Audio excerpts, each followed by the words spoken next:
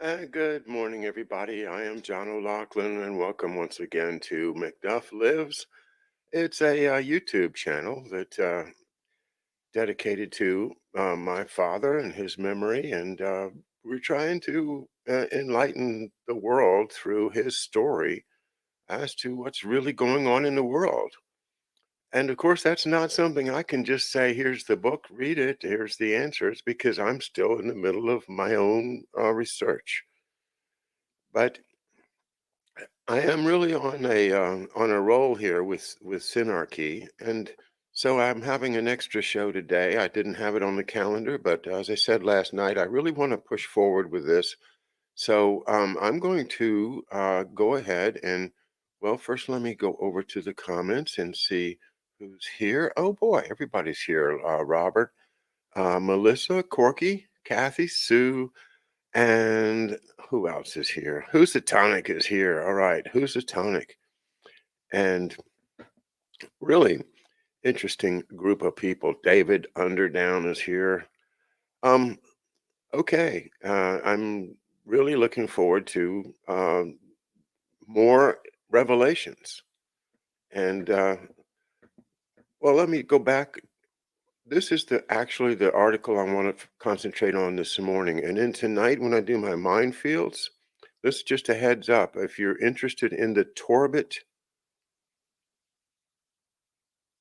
document of 1970, then be sure and tune in tonight because I'm going to be uh, talking about that in a lot of detail. And I think, those of you that know what it is will understand that tying that into this investigation may be very, very, may be something that uh, ties everything together. We'll see. But I want to start with going back to this article in Executive Intelligence Review, written by a man named Alan Douglas. It was published in 2005, and it's called Italy's Black Prince. Terror. Let me get to the top of it. Terror War Against the Nation State. It's published in. Well, let me just let you see it.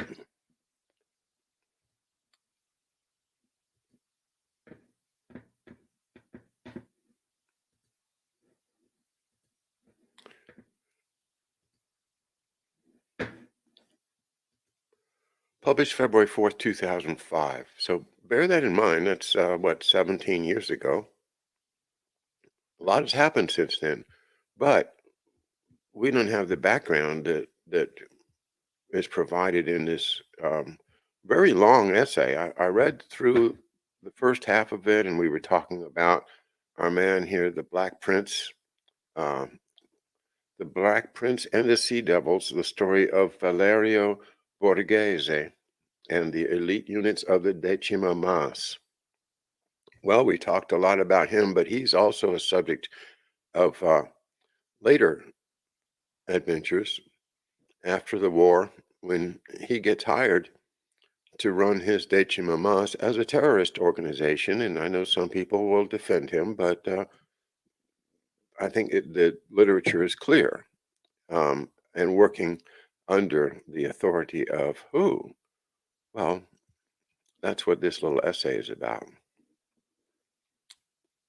So I will actually skip forward to the part which I want to read today. And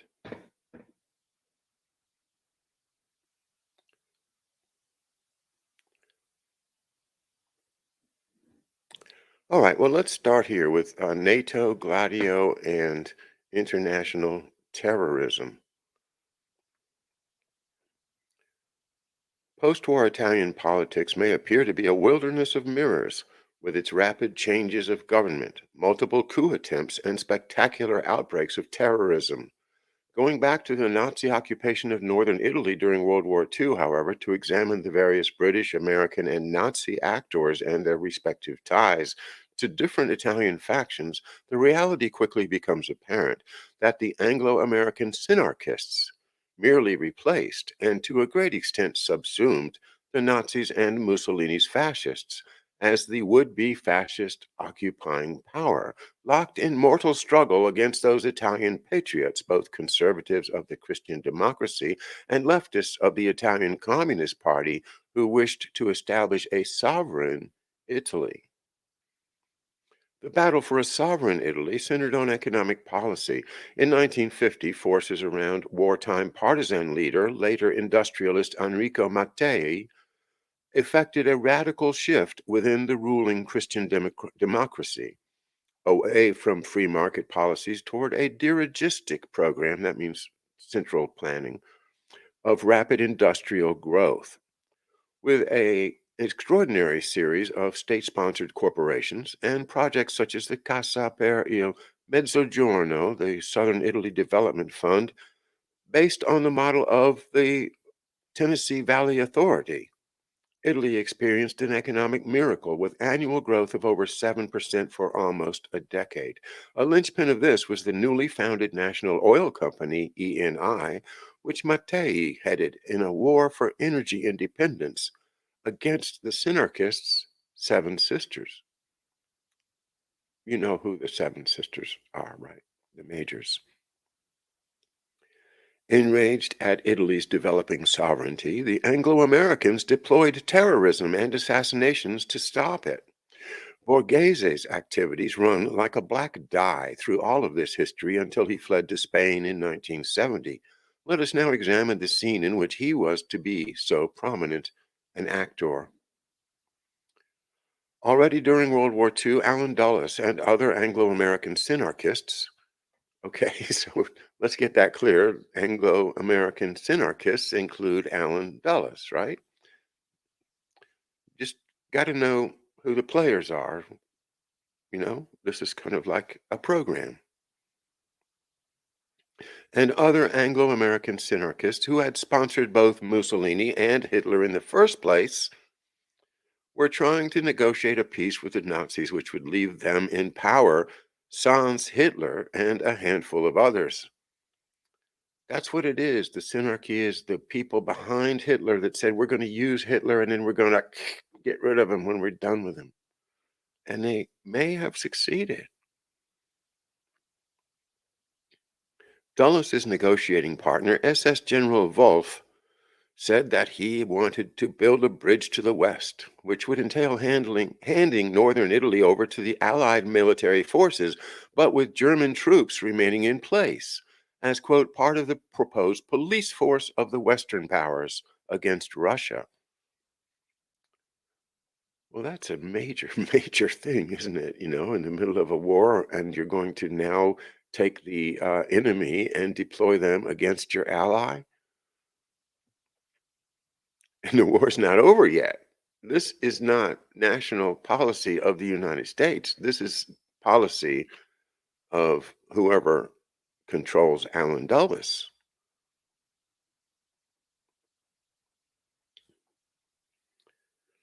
U.S. President Franklin Roosevelt, by contrast, wanted to crush the fascist regimes and foresaw a post-war world in which the colonial empires of all the European powers, starting with the British, would be abolished, and the United States and the Soviet Union, wartime allies, would cooperate in a grand program of global economic growth into which the rest of the world would be drawn as well.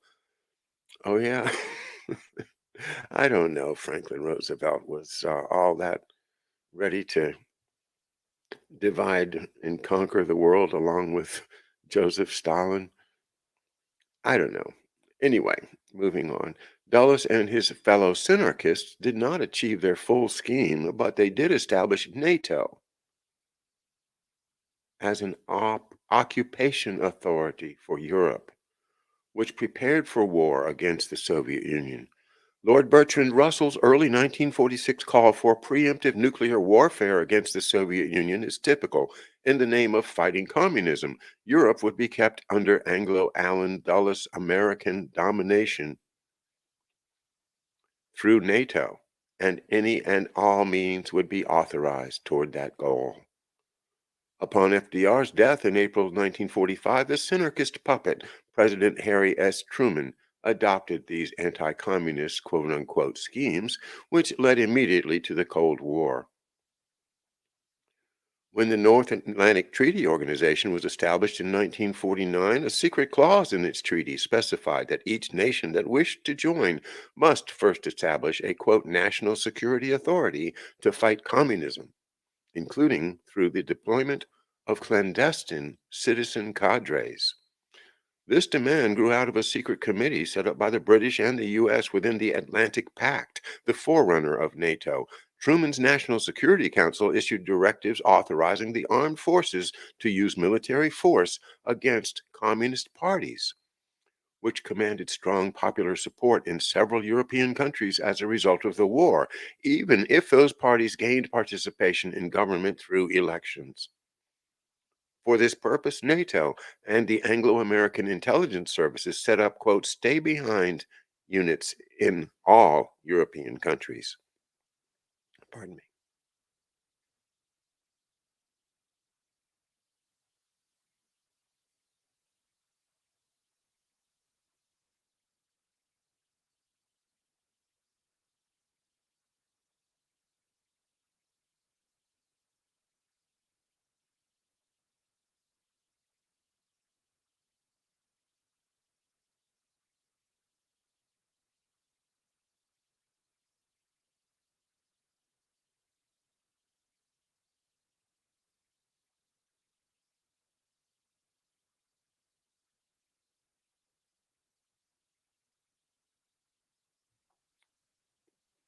I'm skipping forward now because I've read a lot of this essay already and I'm not going to repeat it.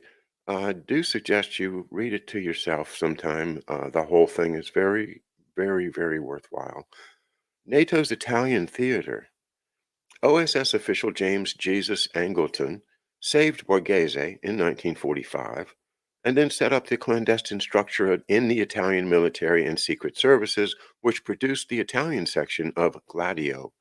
Angleton was a devout Anglophile and a pro fascist who had spent much of his boyhood in Italy, where his father, James U. Angleton, owned the Italian subsidiary of National Cash Register. The outspokenly pro Hitler, pro Mussolini senior Angleton also headed the U.S. Chamber of Commerce in Italy and had extensive contacts with Mussolini's intelligence services. Some accounts report that he was a business partner of Allen Dulles. Both he and his son were to work for the Special Counter Espionage Unit of OSS, X2, which had been set up at the demand of the British. Though it was nominally an American organization, the headquarters of X2 for all Europe and even most of the globe was London. X2 was trained and de facto run through the war by the British as its operatives were dispatched across Europe. From late 1943 through the first half of 1944, Lieutenant Colonel James Hugh Angleton was X2's liaison to Marshal Pietro Badoglio and other leaders of the Italian army and to the army's intelligence service, building upon his excellent contacts in pre-war Italy. The junior Angleton landed in Italy as an X2 operative in October 1944. Borghese was one of his informants, agents, from shortly thereafter until the Italian government demanded that the OSS turn him over for prosecution. That's very significant. This is Valerio Borghese, who was one of Angleton, J.J. Angleton's informants shortly after he gets to Italy. And then the Italian government demands that the OSS turn him over for prosecution. Well, that indicates that this Synarchy is the actual controller of Borghese.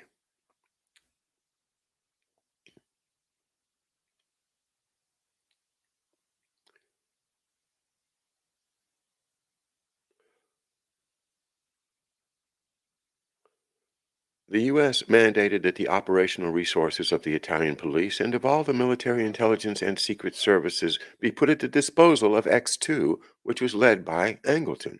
This naturally set the pattern for decades to come, bespeaking his patronage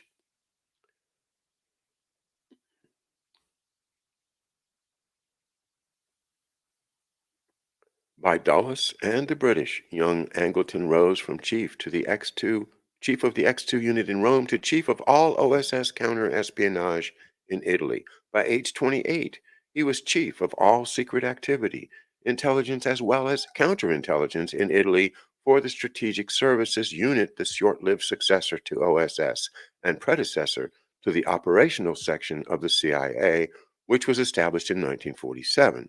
In this, he was aided immensely by the fact that many patriotic OSS officers, such as Max Corvo, head of OSS operations in Italy, and later a friend of Lyndon LaRouche, had been purged by the Dulles faction the day after FDR's death.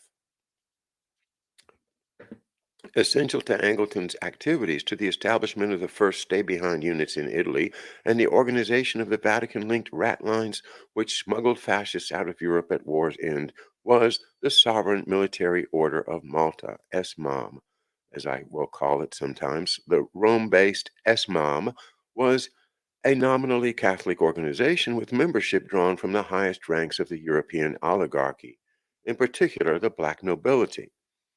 The SMOM awarded Angleton one of its highest decorations in 1946. A member of the Black Prince's family, S. Giacomo Prince Borghese, had been a bailiff Grand Cross of Honor of Devotion in the SMOM since 1932, while P2 founder Licio Gelli and several of his top members, including Secret Service heads, also belonged. All right. Again, some of this I've already read, so I'm going to skip ahead to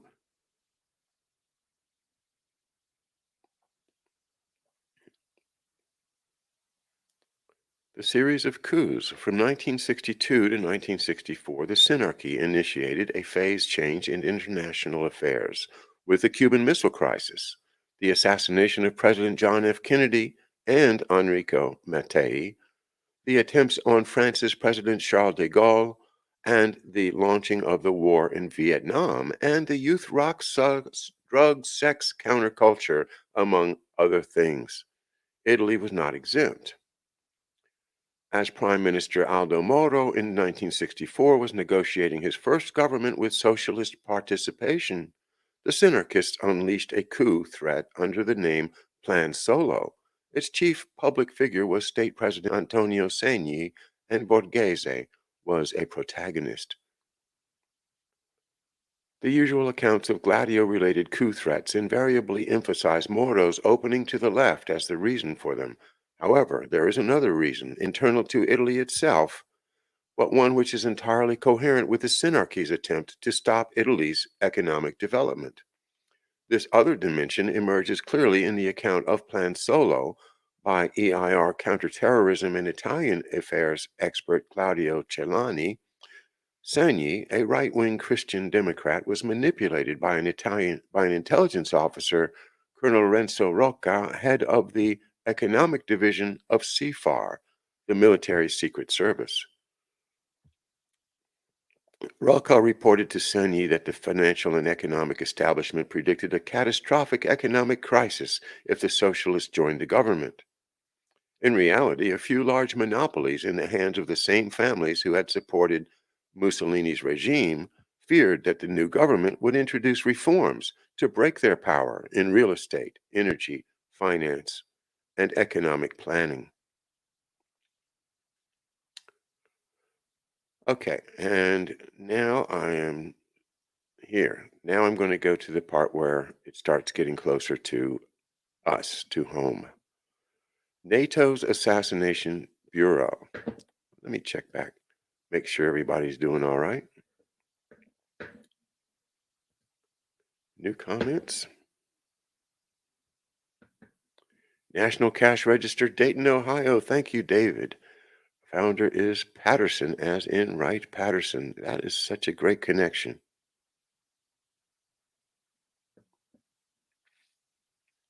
Okay, well, excuse me for skipping about, but once again, there's so much more material than I can share that I just have to pick the low-hanging fruit, so to speak, and share that with you.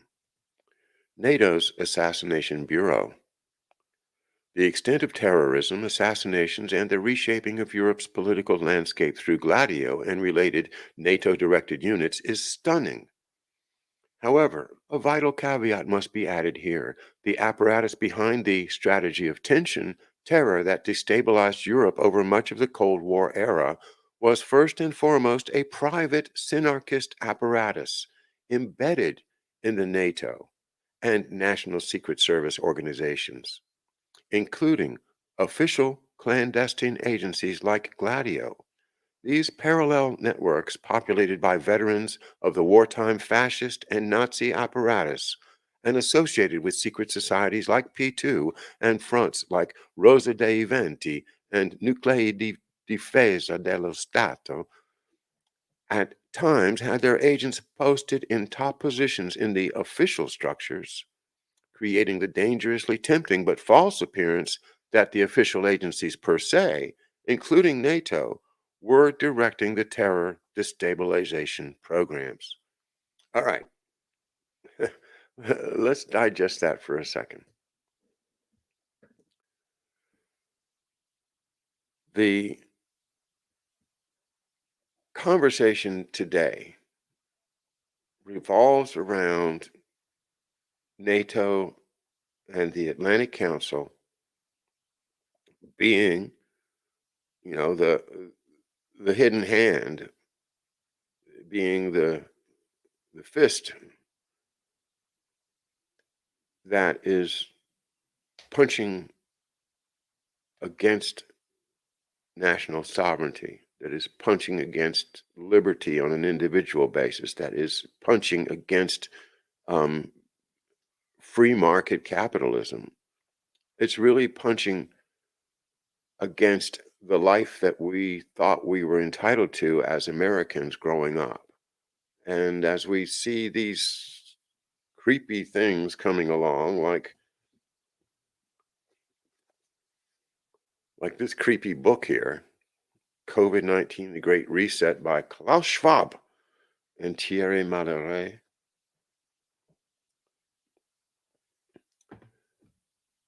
When we see this, we feel like that's NATO and that's the Rothschilds and that's this and that. Well, as we have to say with every time that we try to point the finger at, you know, I guess like George Webb says, there's good Mossad and good Mossad and bad Mossad. Maybe there's good people in NATO still. Who knows? It could be. But the point is that it's not NATO's official structure that is driving these events. It is this cabal within it. At least that's what our author is telling us. So let's read some more. Confusion on this point is both dangerous and understandable. When the P2 membership list was revealed in the early 1980s following the death of banker Roberto Calvi, he's the one that got hung upside down on the Blackfriars Bridge in London, right? The hanging man. It became clear that the secret lodge had penetrated virtually the entire security apparatus and political party structures of Italy and several other countries of Europe and Ibero-America. The carnage carried out by this parallel apparatus was stunning. In Italy alone, the chief theater of Gladio warfare, there were 14,591 acts of violence with a political motivation, quote unquote, according to Italian Senator Giovanni Pellegrino, head of the Parliamentary Committee on the Failed Identification of the Authors of Terrorist Massacres, also known as the Terrorism Committee, which looked into both Gladio and the P2 Lodge. It may be worth remembering that these acts have left behind 491 dead and 1,181 injured and maimed, figures of a war with no parallel in any other European country. Unquote. Beside NATO's Gladio base in Sardinia, I didn't know it was in Sardinia, did you? Isn't that nice to pick up these details? Logistical support for Gladio in Italy and France was run out of a NATO front in dictator Antonio de Oliveira Salazar's Portugal. Agentur Press. Now, this we've been reading about a little bit in the other blog from yesterday. Agentur Press in Portugal, which also ran the stay behind units there. It was headed by a former member of the anti-de Gaulle pro-fascist secret army organization, the OAS, Yves Guérin-Serac, who moved to Portugal after de Gaulle surrendered Algeria. Okay? The OAS was the guys that were trying to kill de Gaulle and to keep Algeria as part of France for their Synarchist masters. Quote, after the OAS, I fled to Portugal to carry on the fight and expand it to its proper dimensions, which is to say, a planetary dimension, unquote. He outlined his plan to, quote, defeat communism using NATO-organized communist terrorism as the excuse. In other words, false flag attacks. Quote, in the first phase of our political activity, we must create chaos in all structures of the regime. Two forms of terrorism can provoke such a situation. The blind terrorism, parentheses, committing massacres indiscriminately, which cause a large number of victims, and the selective terrorism, parentheses, eliminate chosen persons. This destruction of the state must be carried out as much as possible under the cover of communist activities. After that, we must intervene at the heart of the military, the judicial power, and the church in order to influence popular opinion, suggest a solution, and clearly demonstrate the weakness of the present legal apparatus. Popular opinion must be polarized in such a way that we are being represented as the only instrument capable of saving the nation. It is obvious that we will need considerable financial resources to carry out such operations. Unquote. And that was Serac from the OAS saying, hey, we got a big job. Give us big bucks. Argentière Press's representative in Italy, according to the ON's Vincenzo Vinciguerra, was Stefano Delle Chiaie. Delle Chiaie, quote, allegedly carried out well over 1,000 bloodthirsty attacks, including an estimated 50 murders in Spain, according to Daniel Ganzer. In assassinations within Portugal or its colonies, Argentière Press worked with the Portuguese Secret Service, the PIDE.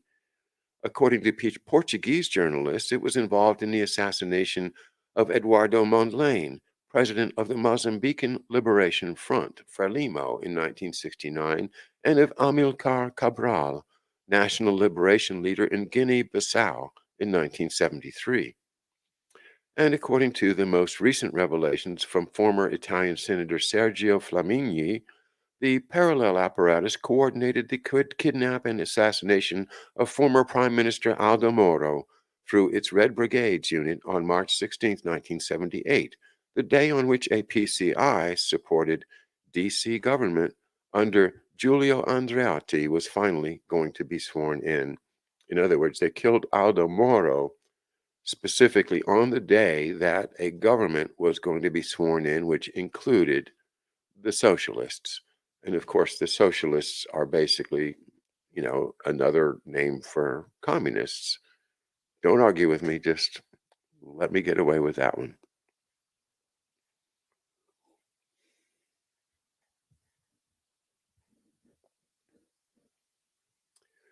Were the Synarchist networks infiltrated into the Nato and Gladio structures involved in other assassinations of heads of state or government as well?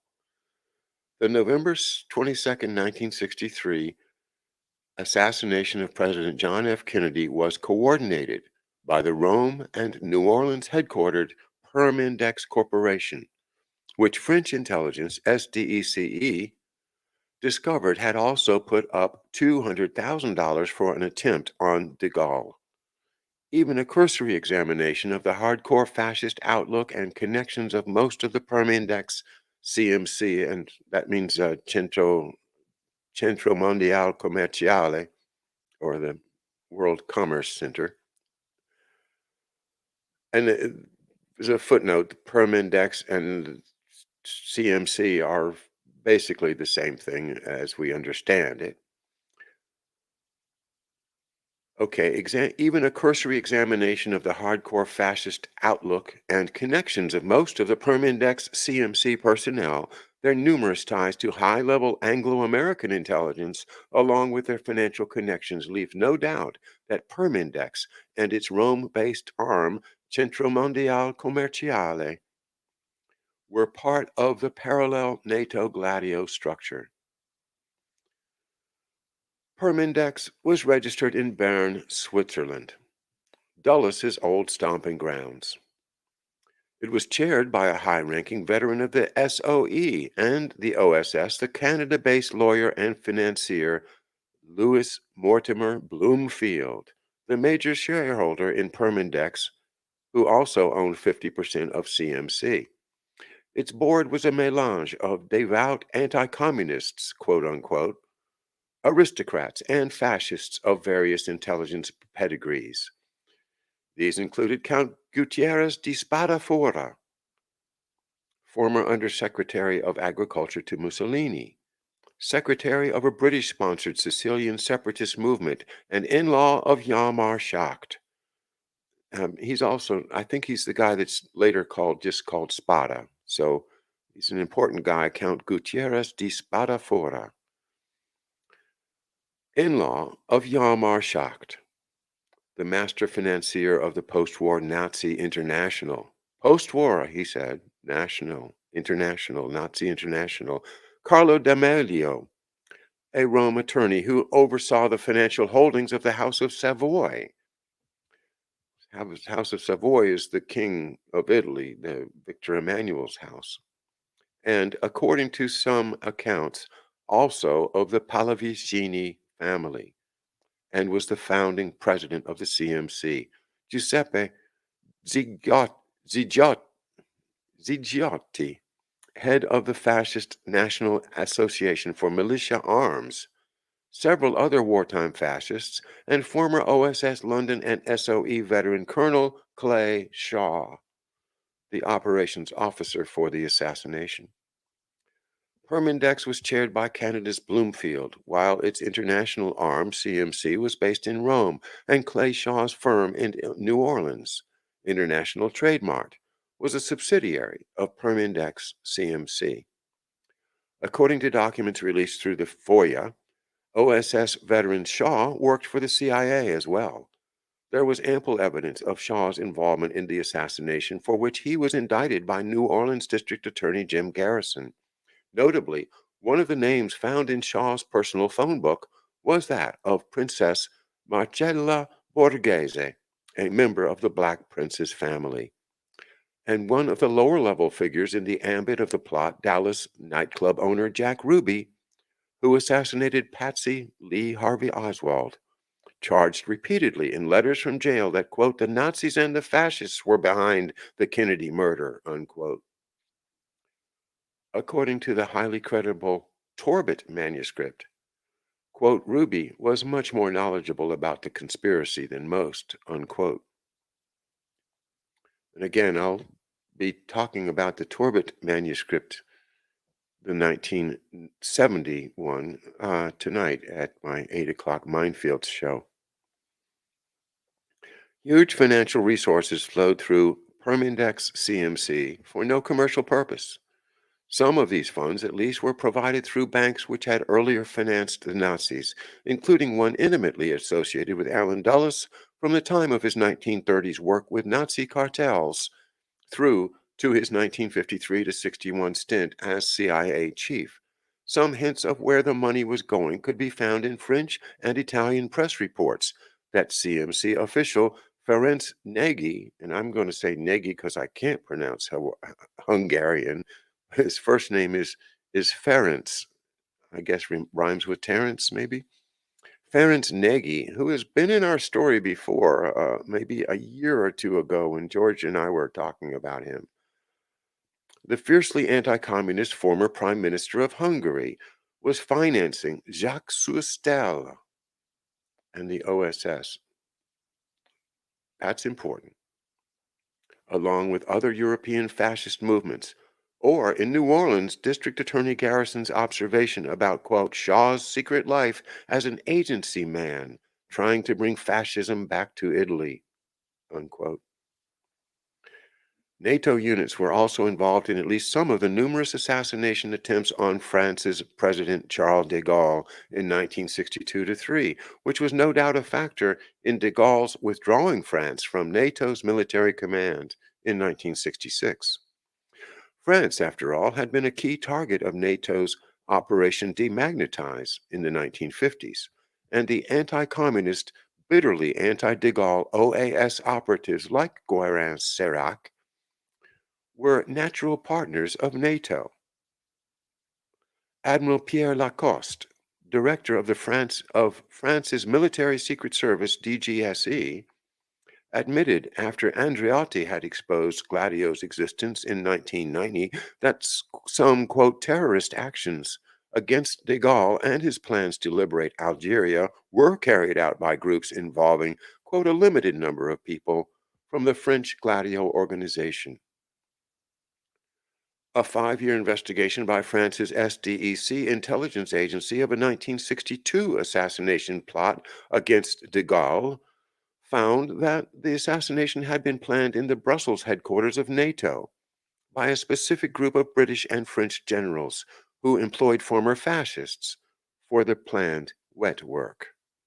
And then there is the case of Swedish Prime Minister Olof Palme, who was assassinated on February 28, 1986, in Stockholm. While there is no hard proof that parallel Gladio networks were involved, it has been suspected by Swedish investigative journalists. On April 28, 1992, Sweden's top daily, Dagens Nyheter, sorry about my, I can't pronounce Swedish either, carried the headline, quote, a top secret intelligence network within NATO is behind the death of Olof Palme. The aristocracy, and this is skipping a couple sentences, if you'll forgive me, but I do want to get to this part. The aristocracy and the Knights of Malta, excuse me a second.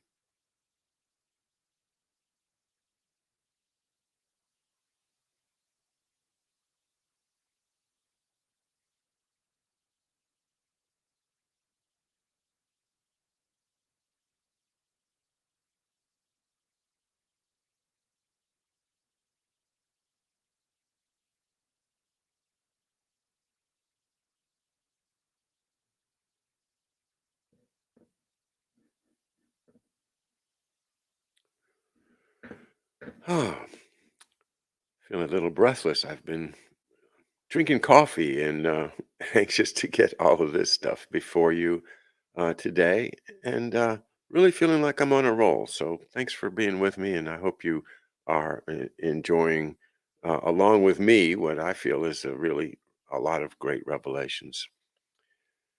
Hey, John Wilkins, thank you, buddy. Good to hear from you. I trust you're doing well.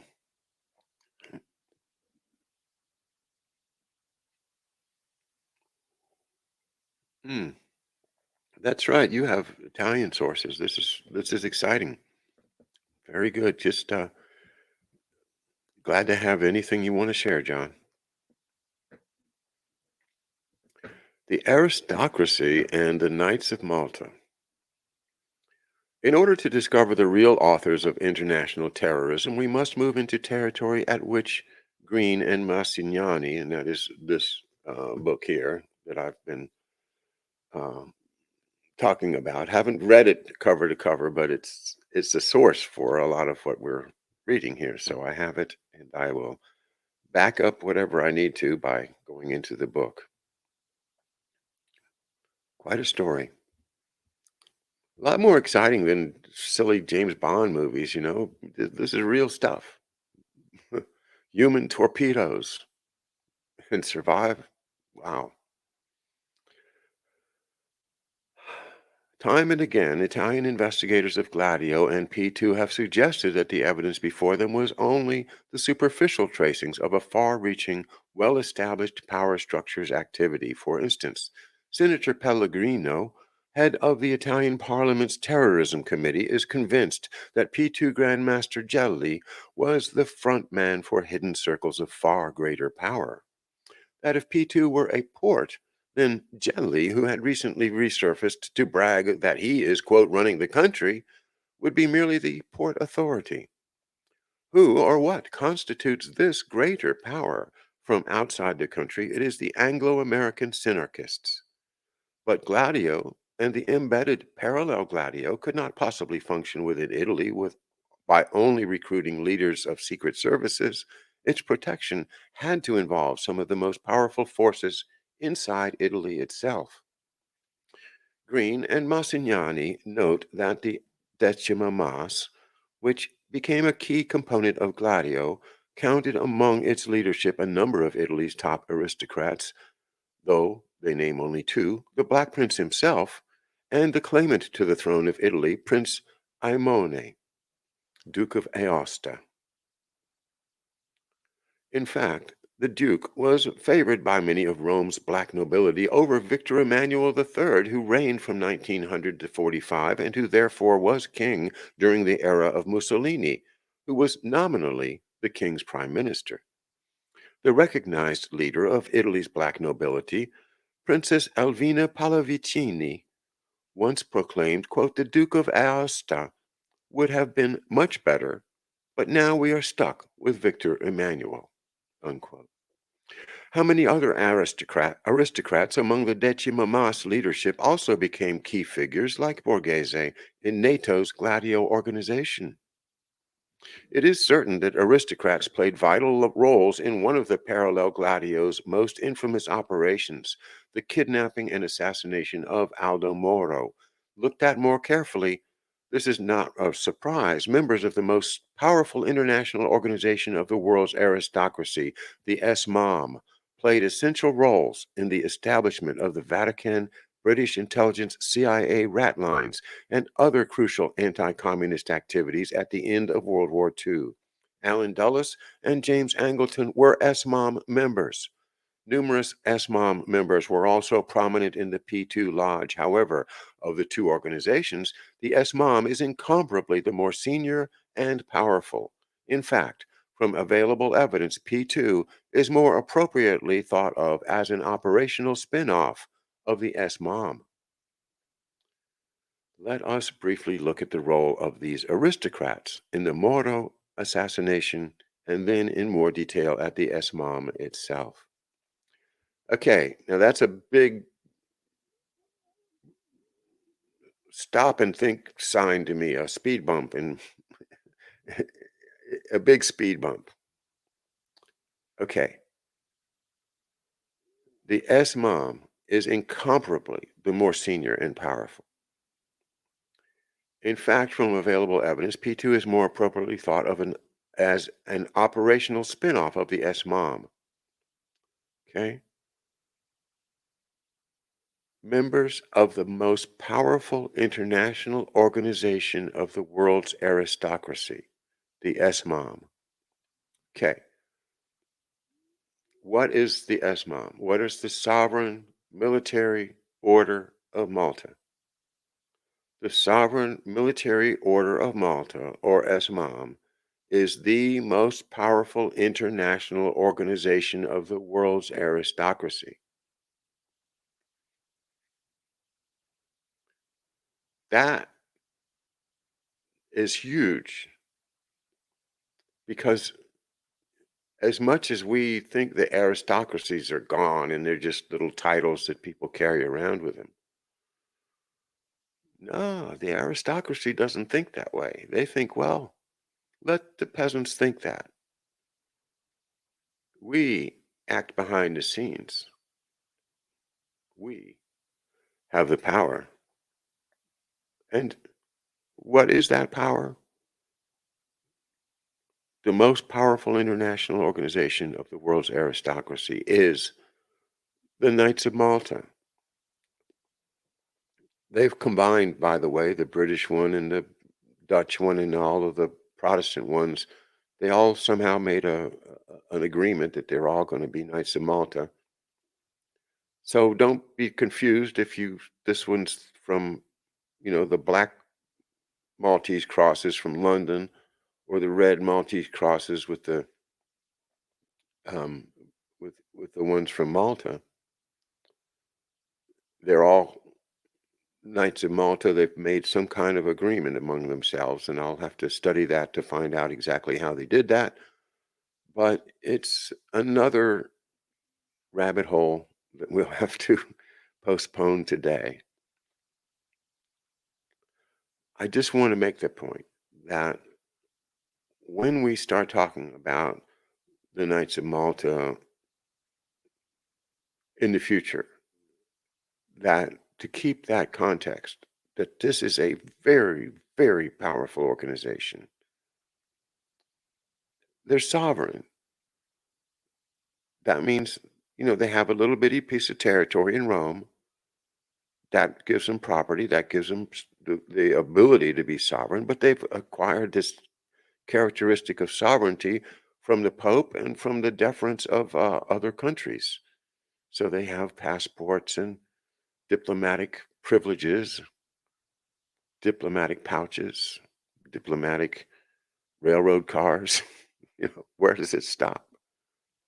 And then the whole thing of the Maltese Cross and George Webb's great reporting on that, how the Knights of Malta are the ones behind the Maltese Cross. It all starts to come together. It's hard to think of, people that you might know being involved in things like this. Again, there's probably good Knights of Malta and bad Knights of Malta. I'm not one. I can't judge them. I don't know. But obviously, the experts have found that they are highly connected to terror activities in Italy during the Cold War. In order to keep Italy divided, in order to keep it from being a power unto itself. And the European Union has had that effect too, economically. So Italy has been divided to suit the purposes of the Synarchists.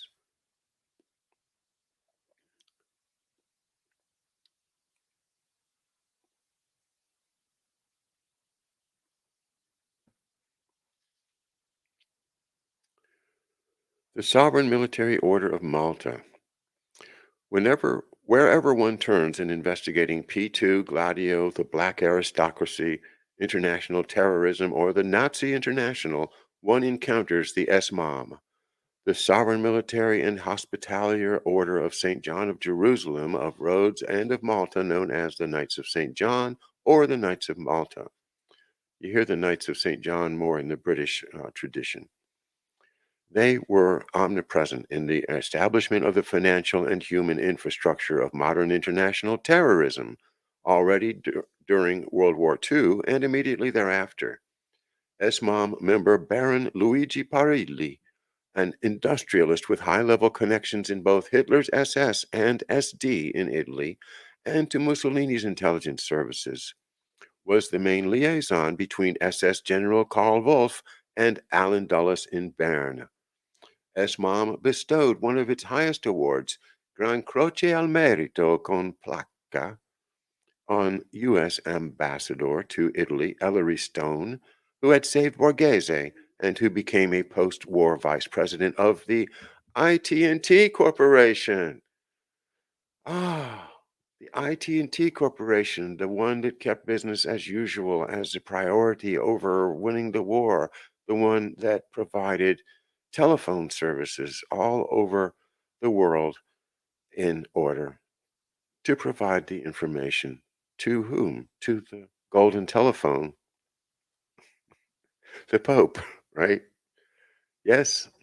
Ah, he said what? Ah, thank you, Sosthenes. Sosthenes Bane. ITT Corporation, which helped organize the September 11th, 1973, September 11th, hello, overthrow of Chilean President Salvador Allende and the installation of dictator General Augusto Pinochet.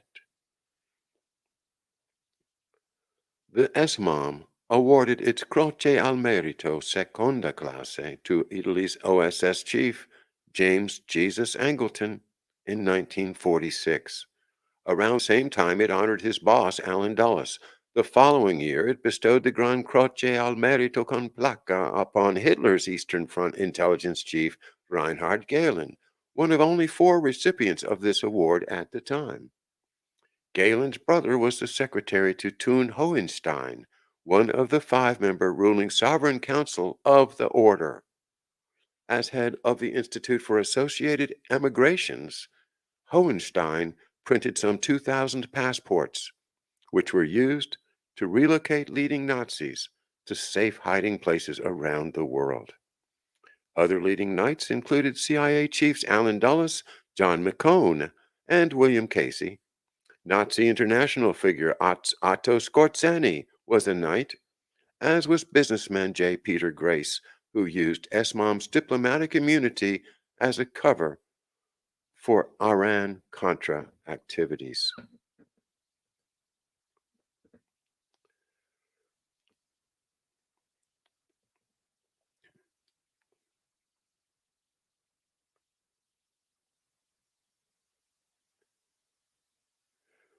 Well, I got through it.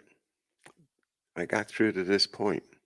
Tonight, I think it'll be connected in interesting ways to the FBI, J. Edgar Hoover, and my father's career. So join me tonight. I think Neighborhood News has a show coming up, so be sure and tune in for that.